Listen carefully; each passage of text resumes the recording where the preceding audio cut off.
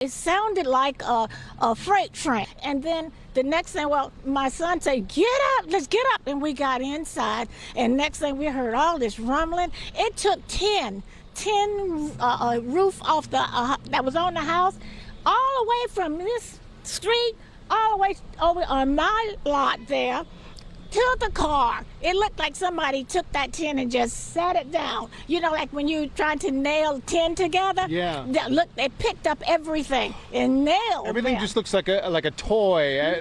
These heavy objects just whipped around. That's right, like a play toy. Kids, well, you guys out there playing around. It's unbelievable.